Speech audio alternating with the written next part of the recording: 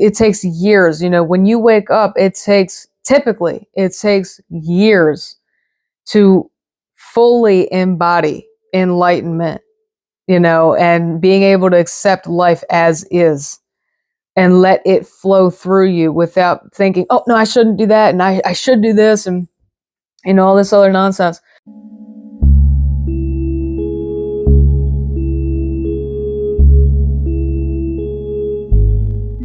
Hey, everyone, and welcome back. I'm Val Mason. In today's video, I'm going to touch briefly on honoring the cycles of our personal and spiritual developmental process.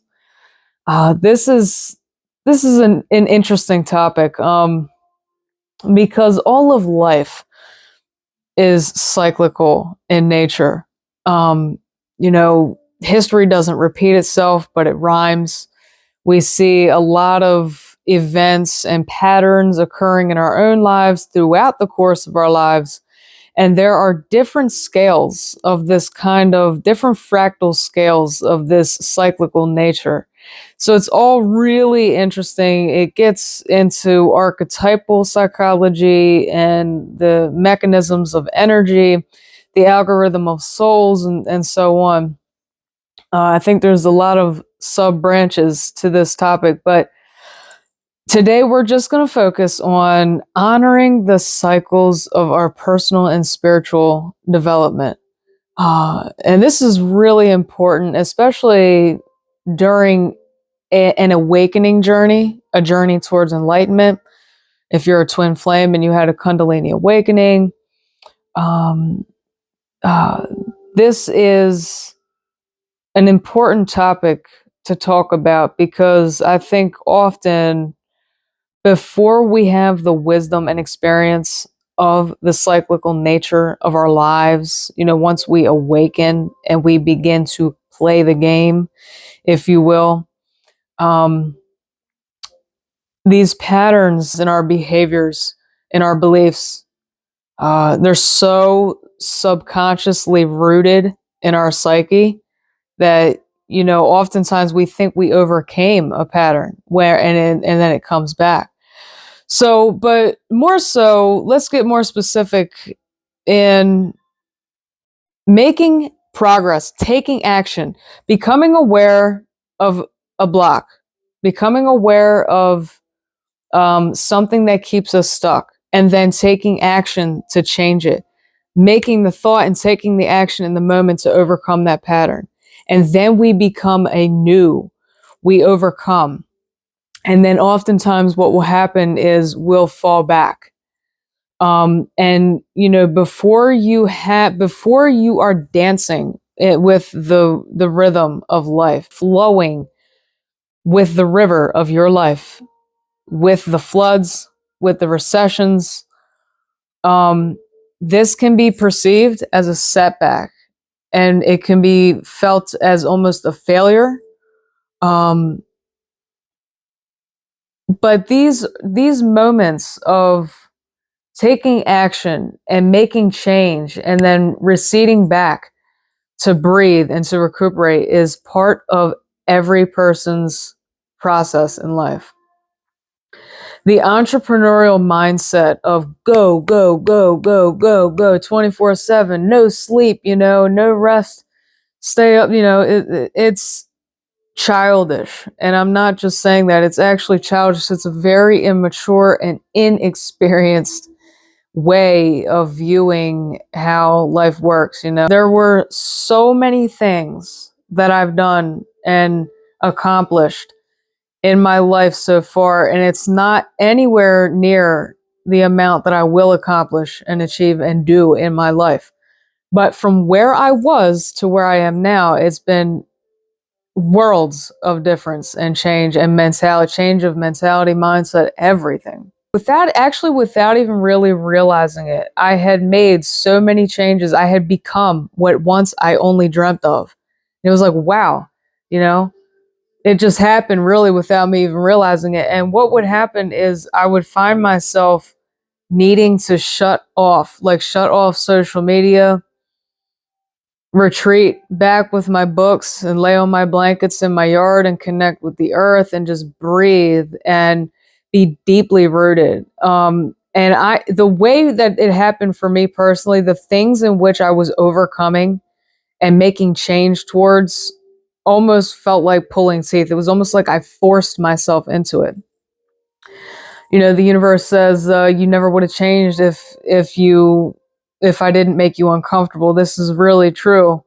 Sometimes we have to just force ourselves into change. We cannot wait for the perfect conditions because it's just not the way that it's meant to even happen. And that's the perfect conditions really don't ever exist. If you want to be honest with yourself, and if you're waiting for the perfect condition, chances are when the perfect condition does come, you're going to have some other kind of excuse as to why you're not making the change and taking the action. So oftentimes we have to just bite the bullet and like just throw ourselves into it, and then we're the ones that wind up catching ourselves. I would make these changes and become what I set out to be. And then I come back and really take time for my body to recuperate, and my body and my mind and my spirit for the realignment, for the integration of that change, in my muscle memory, in my subconscious, reaching new heights, achieving goals, and then needing to like kind of chill for a minute and breathe before I continue forward and expand. Because a lot of the times when I'm making the change, I'm actually, because I'm forcing myself to do it, there's not a whole lot of relaxation. I'm not able to allow all of me to channel through into my creations and into what I'm doing. So every time that I then step back and kind of regain my bearings and take inventory, if you will, that's when I come back, I'm able to be a little bit more of myself and aligned, and channel more of my soul expression into the things that I'm doing. It looks different for everyone because everyone's journey is different and everyone's dealing with a different level of trauma and subconscious conditioning that they're working to overcome. Some for decades and decades and decades, that they have forgotten. So they've been operating off of this for so long that they have absolutely forgotten. So, and I want to add, I know this from personal experience. You could be somewhere totally outside of your body. You could be stressed about the future, depressed about the past. You could be totally out of alignment, and life is still happening in divine timing. Divine timing is independent of our emotions. Divine timing is independent of what we're doing. It just is the way that it is. And what's meant for you will find you. What you're meant to be in this life, you will be it one way or another. But what I suggest is that, you take the leap, because the sooner the better. Stop kidding yourself today and, forge a way where there is none.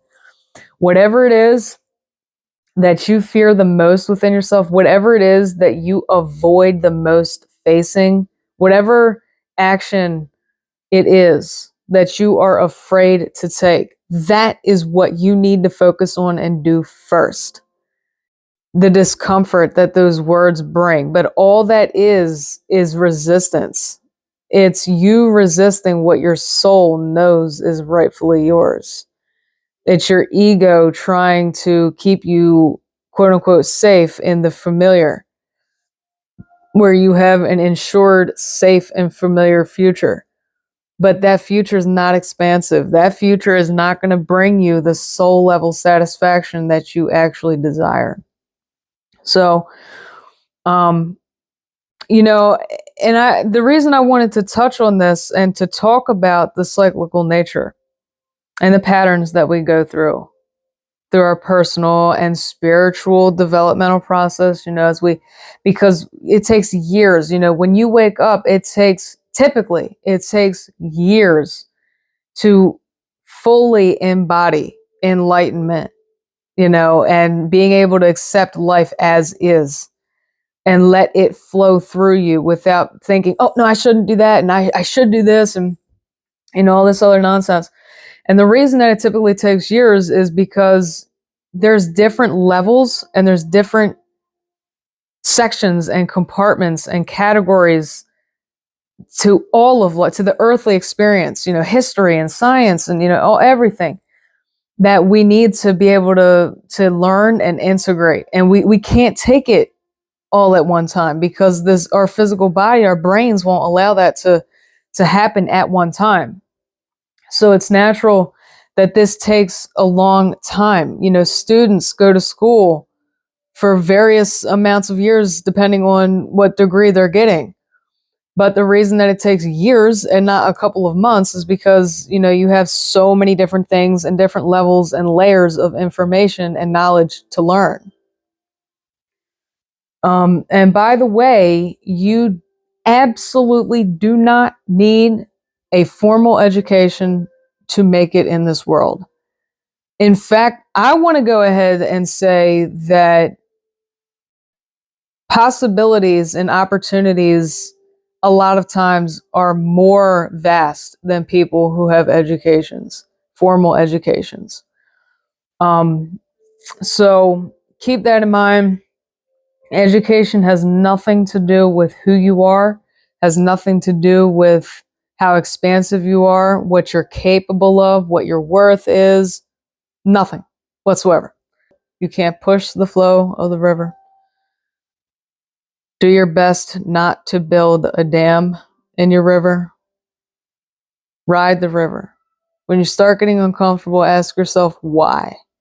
Is it something that's really guiding me to make expansive change? Or is this just some kind of residual anxiety of unworthiness that I'm operating off of? Question everything. Question deep. Your soul path and your journey is in divine timing, and it's in accordance with the cosmic plan.